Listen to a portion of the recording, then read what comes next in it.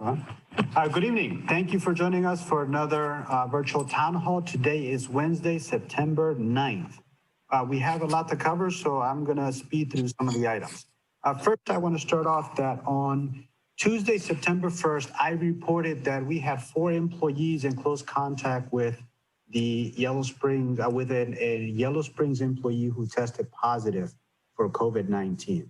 Upon learning of the close contact and of knowing that one of our own employees had tested positive, we immediately began contact tracing. And in that process, we learned that an additional employee was also identified, who was not identified as a close contact, had also become ill and were experiencing COVID-like symptoms. All those employees began to self-quarantine, and we coordinated testing for all of those employees. I am relieved to report that all the 5 employees tested negative, and we successfully completed our self-quarantine. Additionally, I was very hopeful for our employee that was sick, and she's recovered well, and it has been cleared to return to work. So we're relieved to announce that we're all doing well. I want to thank you for the kind messages and all of the residents who reached out to make sure that we were doing well and offer to assist in any way that they could. Really appreciate the support that the community has shown. Also in our announcement, we stated that the health and well-being of residents and employees is our top priority. And in the effort to fulfill on that value, we will be upgrading the HVAC systems of the John Bryan Center, the train station, and the library. This new technology that we will implement in our HVAC systems is an ionizing purification system that will remove bacteria, viruses, and mold spores from the HVAC system, the air that is being circulated throughout the facilities. How we will pay for this? Well, I'm excited to announce that we have received additional funding from the CARES Act, totaling $65,000. So we'll use a portion of these additional funds to make those upgrades to our facilities. It's very important for us to put in operations this new technology, because we will be opening our John Bryan Center for school children as an additional learning center.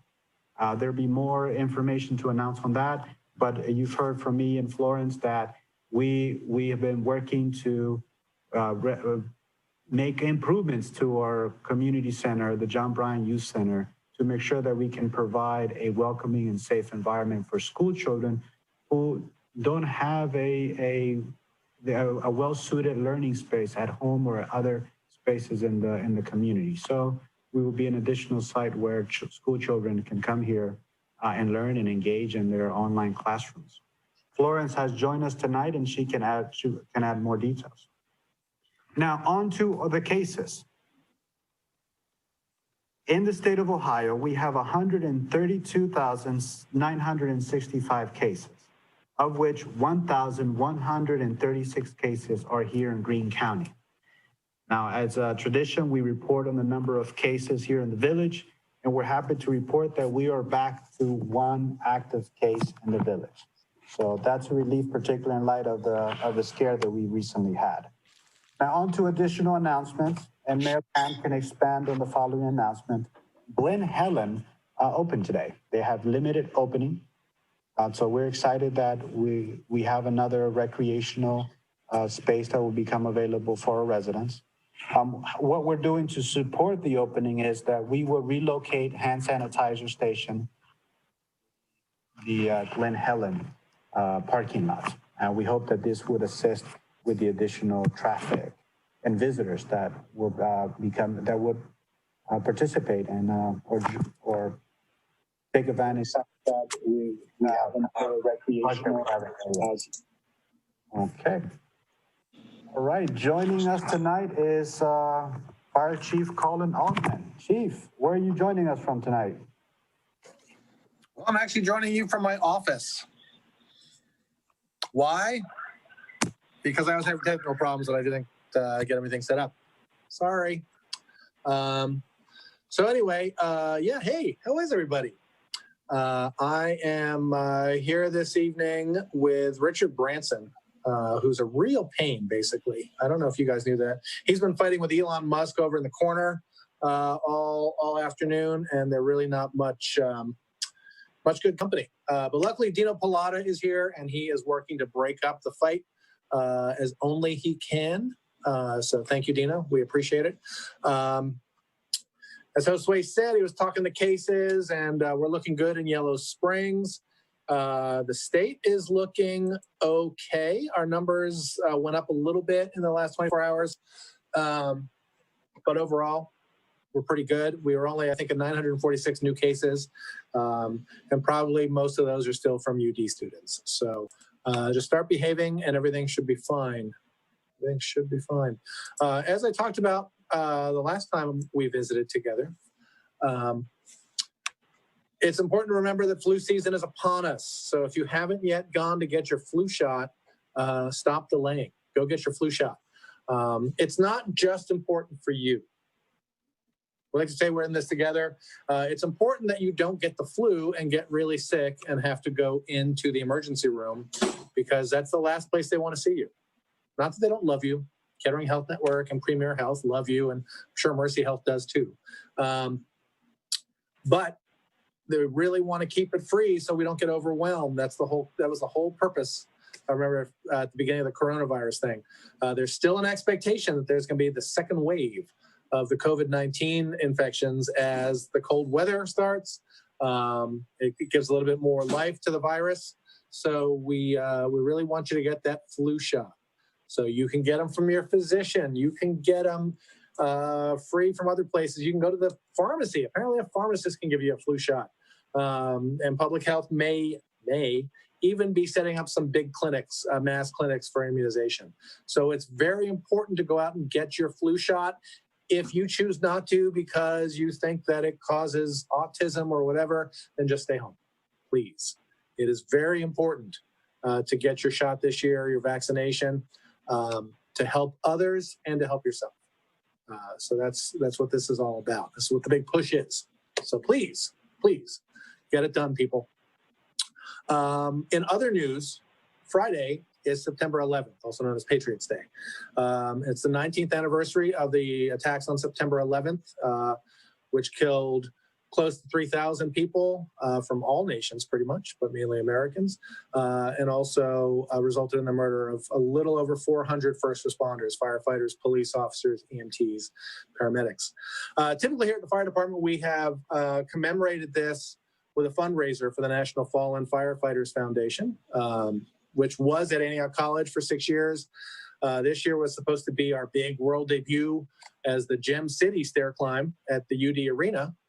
But unfortunately, COVID hit, and UD was unable to host it. We were really unable to come up with the logistics of trying to get 300 people into a space together in a safe manner. So we had to go virtual. What does that mean? It means so much for you that you can actually donate online, or you can participate and donate that way. You don't have to climb stairs this year, because I always hear that. Oh, I can't climb stairs. I have bad knees. I was attacked by a shark as a child. Now you can walk.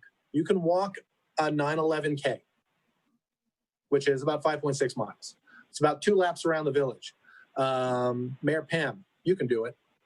You can run a 911K. You can hike 9.11 miles, or you can bike 34.3 miles. All those things, and you can do this up till December 31st. So all you have to do is visit gemcityclimb.org and sign up. You'll get a wicked cool t-shirt from the National Fallen Firefighters Foundation, and as Americans, we all know nothing motivates us more for charity than a free t-shirt. And it's pretty cool this year, I gotta say. But anyway, I will be climbing the equivalent of 110 floors on Friday. And then because I'm a lunatic and the leader of this merry band, running 11 kilometers. So this may be my last town hall with all of you. We'll see. 51, this is a better idea when we started back at 45 years old, but 51, we'll see what happens. But anyway, gemcityclimb.org. If you want to register, if you want to just donate, you can support Team MTFR. It's a great cause. The money is tax deductible to the fullest extent of the law. And it helps a great foundation that supports both 9/11 survivors from the FDNY and also assists Survivors National Fire Hero families who are family members of firefighters who died in line of duty. So it's close to our heart at MTFR, so please help us out. We'd love to have you climb, run, walk, bike, hike with us, or just donate. So anyway, if there's nothing else further from, well, I guess there are no questions at this point, but I will throw it right back to you, Josue. Thank you.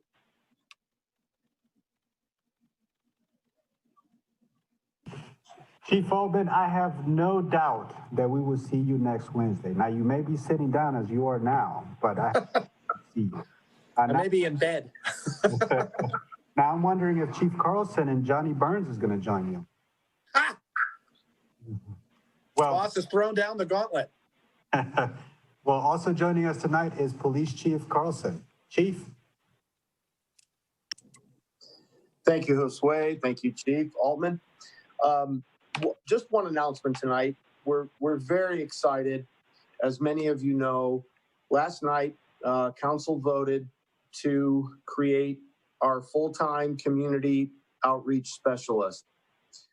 Ms. Florence Randolph has accepted that position, and she will continue to change the direction of and focus of our work here at the Police Department in Yellow Springs. I do want to, again, thank Council for their diligence in making this happen. The Justice System Task Force, particularly Ms. Kate Hamilton, the resident who brought the idea to me when I first took this office. I can't tell you how excited we are. I know I've said it before, but when we talked about this in the infancy, there was some confusion as to what the direction this would take. We had suggestions made to me, Chief, what's this person going to do? And that quickly transformed into the common question, where's Florence? We have a joke here. We say, get in line. But Florence, we're extremely excited to be able to do this, to have you on the team. I know that you've told me in the past that this is your dream job, and you have created this position, and we're very fortunate to have you on board. So again, a special thanks to everyone involved in the support that we have bringing Florence Randolph into the Yellow Springs Police Department as our full-time community outreach specialist.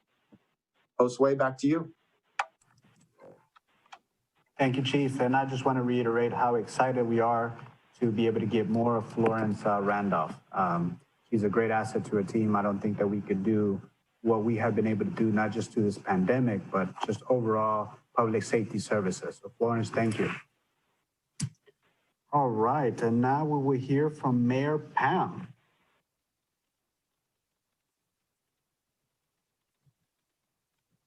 Mayor. Good evening, good evening, good evening, everyone. Yellow Springs residents and those of you out in the township, thank you for tuning in. I'm starting tonight with a quick announcement. That announcement has to do with oh my gosh, there goes my neighbor's dogs, 3 of them. Hey folks. And that reminds me of the first announcement I want to make, which is Yellow Springs is getting a dog park. Now, you are going to have a couple of opportunities to view the location for the dog park. One of them was actually tonight. That's why Maggie and Molly and Spot are going in front of my house right now and on their way home. But next Wednesday, from 4:30 to 7:30 on September 16th, you will have an opportunity to go to the site of the new dog park. That is at Gone Park. You will park in the usual parking spots there by the pool and then head up to the toward the water tower. It's going to be in that direction. At the gate to where the park will be in that approximate area, you will see Johnny Burns, you will see from the village, you will see Richard Lapides, you will see a woman named Beth Miller who represents the dog park corporation who's helping to build this, and they are going to be available to answer questions. You will get to look at the site. This is a drop-in. Again, it's from 4:30 to 7:30 at your convenience. Gone park, head toward the water towers, look for Richard, look for Johnny. Probably don't know Beth, but you will. And check out the site of the new park. Do not, I repeat, please do not bring your dogs. There is no infrastructure yet. There's no fence. There ain't no nothing except room for you to come and view the site and ask questions. So if you have a dog, or if you want to get a dog, or if you just want to see the dog park, please go check it out next Wednesday, 4:30 to 7:30, open dog park, not an open house, an open dog park viewing. The next announcement I'd like to make has to do with our beloved Glen Helen. And what I want to let you know is Glen Helen is opening. Glen Helen is having a limited opening today, tomorrow, and Friday between the hours of 3 to 7. They are also following COVID safety procedures, and they're using the next 3 days as sort of a trial run between 3 and 7. Wear a mask, bring a mask with you. We will ask that you wear it in the parking lot. If you can space out in the Glen and you see no one around except maybe the person you're with or not with, then then you can do as you want to do. But around people, wear those masks. As when you enter the Glen, you will be given a map. It'll look something like this. This is downloadable on the Glen Helen website. It's quite a nice map. And what it will, and again, it'll be given to you once you're there.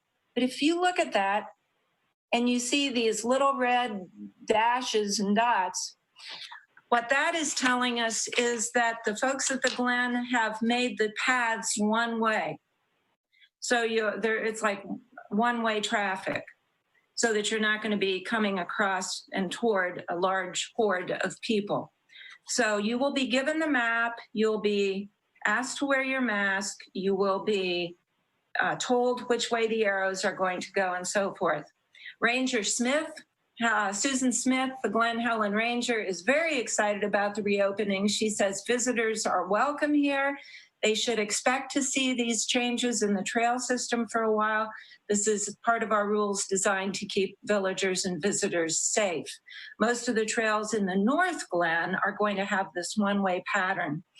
So what we also want to tell you is restrooms in all buildings are going to be closed.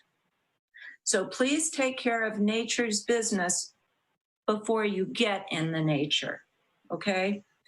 No restrooms will be open during this time. On Saturday, the Glen will open for its regular hours, dusk to dawn. So that's where the proof of the pudding is going to lie. If you are a member of the Glen Helen Association, you may park for free because you've got your little sticker decal in the lot should you choose to drive.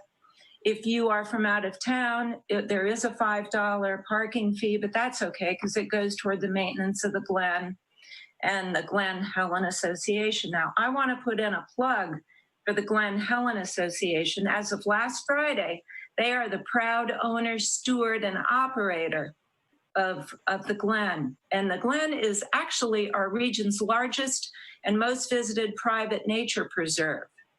Antioch College has owned the Glen since 1929, and they just recently, last Friday, September 4th, made the transfer to the Glen Helen Association.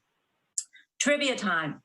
Did you know the Glen Helen Association was formed in 1960 to successfully fight two threats. Threat number one is they were going to run Route 68, or I should say what became Route 68, right through the Glen, on the edge of the Glen.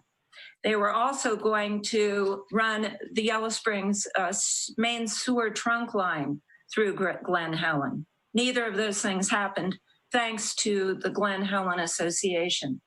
So what we want to do is support them in their efforts to maintain the Glen. There are over 1,700 supporters in the Glen Helen Association, and there is also a $3.5 million capital campaign underway to raise the necessary funds to support the Glen, its trails, the programs, and so forth. And we want to help them however we can, because this is a massive undertaking, but it's one we all know and understand the importance of keeping our Glen. So more information, map of the trails, information on the association, etc., can be found at Glen Helen, all one word, all lowercase, GLENHELEN.org. All right. So beginning Saturday, dawn to dusk, go check it out. And let's get back to enjoying our Glen in a responsible way. Next up, I do believe it is time for a premiere, a video premiere. Now, this premiere is something that was, I want to give credit where credit is due. Patty Bates was making a suggestion that it's going to be very, very important to get out the vote this year. Patty Bates, our former village manager, had a conversation with Brian Hausch, our council president, with myself. And what happened was we pulled in the efforts of Citizen Wayne, who you'll meet in this video. And what we have done is create about a 10-minute video that's going to be widely distributed, containing all the information you need to know about voting this year. Now, if you, my hunch is that if you are watching this town hall, you are one of our more aware citizens who's on top of it. You have a plan, you're quite familiar with voting, what to do, how to do it, and so forth. But there's a lot of folks out there who need some reminders. So the folks on your village team have created this video that we are going to premiere right now. I'd like you to watch it. Any feedback is invited. And I want to give special shout out thanks to Sean Devine, our Channel 5 guy, for helping do some touch-up edits and so forth in this video. He was working on it very hard. It speaks for itself. There's a lot of information in it, and there are a lot of resources in it. So at the conclusion of the video, I'm happy to take questions. As far as specific questions on voting procedure, you can refer to the video for that and the great resources that have been put into it. So with that in mind, got my popcorns ready, have my my water at hand, and Sean, I guess whenever you're ready, let's roll them.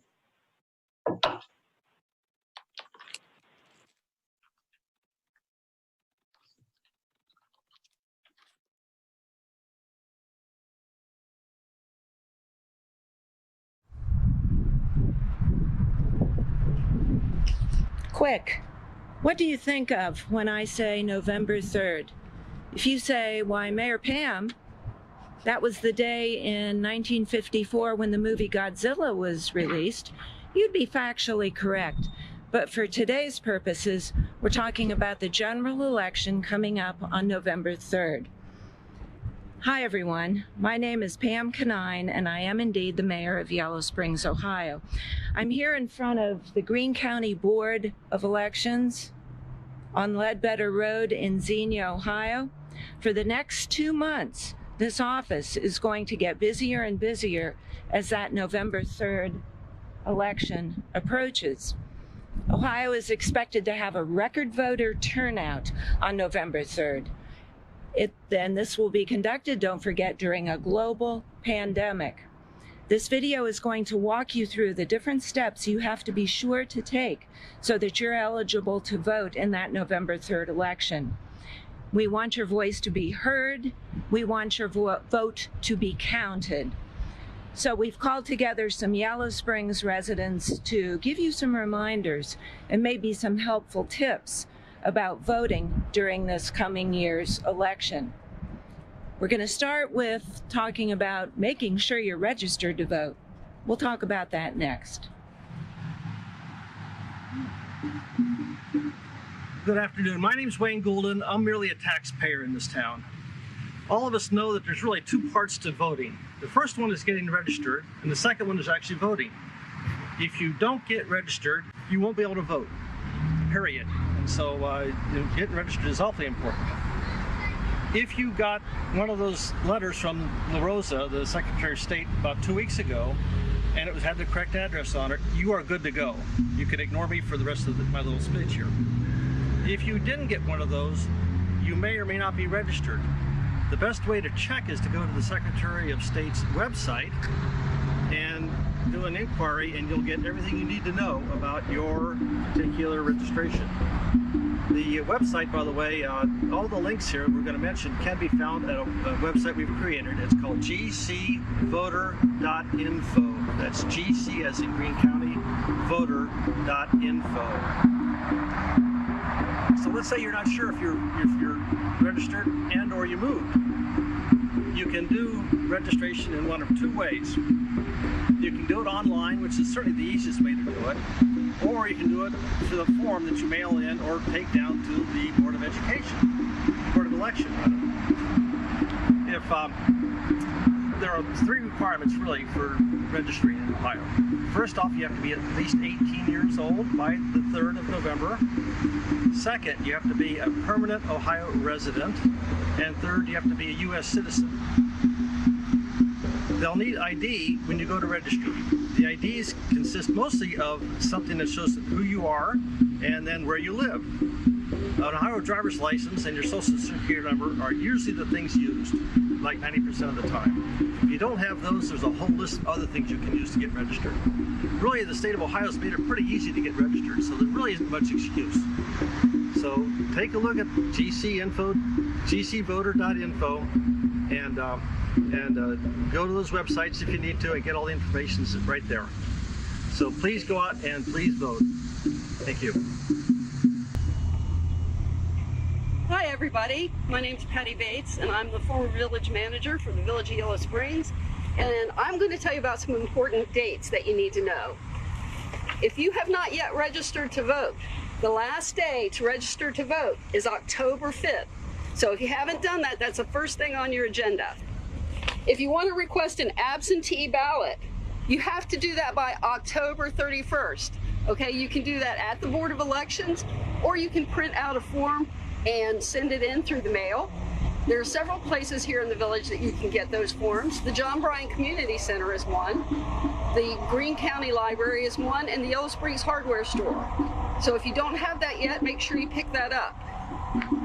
If the last day to return an absentee ballot is in person, it's the close of polls on Election Day, November 3rd. However, if you're going to mail your ballot back in, it has to be postmarked by November 2nd, or it will not be counted. It must be received within 10 days, so it has to be received by November 12th. Election Day, November 3rd. Make sure you get out and vote. But there's one last thing I want to tell you about voting. If you want to vote in person but early, there are early in-person voting days and hours at the Greene County Board of Elections. So please make sure that you take advantage of those if you want to take that route and cast your vote. And if you need any contact information for the local boards of election, we will also show you the contact information for the Greene County Board of Elections, as well as the Clark, Clinton, and Montgomery County Boards of Election. So please remember how important it is to get out and cast that vote. Hello, villagers, and good to see you all. This is Brian House, your council president, and you know, I wanted to really highlight that in order to make sure that every vote is counted, time is of the essence, and so we've got to do these things right now. And I happen to have this envelope. You might have gotten it if you're registered to vote, and it says, please open immediately. I got this the other day, so I'm going to take this as pretty immediate. And this is my application, because I'm registered to vote, to send in a mail-in or absentee ballot, which in Ohio you can do for whatever reason you want, all right? We don't have to explain it. So you've learned from Wayne that that first step is that we got to make sure that we're registered, and you have until October 5th to do that for the election on November 3rd of this year. The second thing is we got to figure out how we're going to vote. And Patty's talking about how you can do early voting or go in on the day like you may have done in the past. But if you feel that it's important to maintain that distancing and be safe, then you can request a mail-in or absentee ballot. Now here's the deal. You have to make sure to do this now. All right, they say that you can do it until October 31st, but that is waiting too long. We can't rely on getting that ballot and then getting back in by the postmark date, which is November 2nd, if you're doing a mail-in ballot. So fill this out. You can print it online. We've got forms at the Bryan Center right in the foyer. We're going to have them at Tom's and also at the train station. And you can also find them at the hardware store or at the library. So you fill this out. All you have to do is check that you're looking at the general election for November. You don't have to worry about your party or anything else. And they will start sending out these mail-in ballots on October 6th, and they will continue to mail those out throughout the election. But again, you don't want to wait, all right? It's very important to do it now to make sure that your vote is counted. And that's the third easy step, all right? Make sure that once you fill this thing out, if you're not going to vote in person, that you get it in the mail-in time, or you take it down to the ballot box that's at Ledbetter Road where the Board of Elections is. That's where early voting is happening. That's where your application for absent ballots votes can happen as well. And that's where the actual mail-in ballots can also be deposited. So make sure that you get any help that you need. I've been hearing that also Peggy Erskine's going to set up something at the library in October to help people fill out their ballots, make sure they're signed, sealed, and delivered in the right way. So there's lots of things that you can do and that we're ready to help you. So contact the village if you need to. I also want to give a shout out that we are focusing on the Yellow Springs community, but we want everyone's vote counted across the state and across the nation.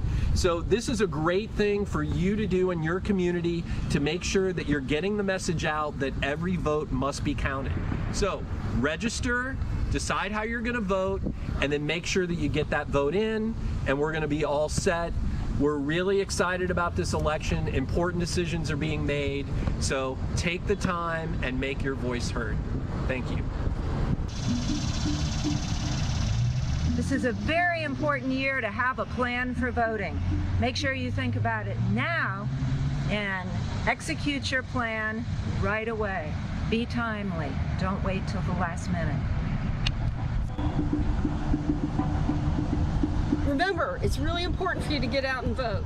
There are 3 ways you can do it. You can vote by absentee ballot, you can vote at the polling places on November 3rd, or if you don't want to do either of those, there are 28 days of early in-person voting at the Board of Elections on Ledbetter Road in Xenia. Get out and vote. Hello again. Hi, you got to register. If you don't register, you don't vote. The deadline is October the 5th. There's several ways to do it, so please make sure you register. If you're not sure, check it out. Thank you. So be safe, get your mail-in ballot, get it in early, and your vote will be counted.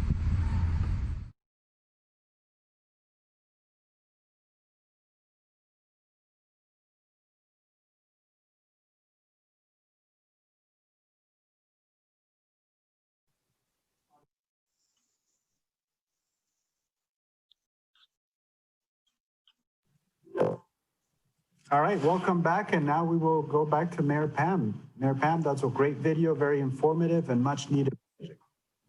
Thank you. I just wanted to make sure those of you who are loyal to the town hall had a chance to view the premiere.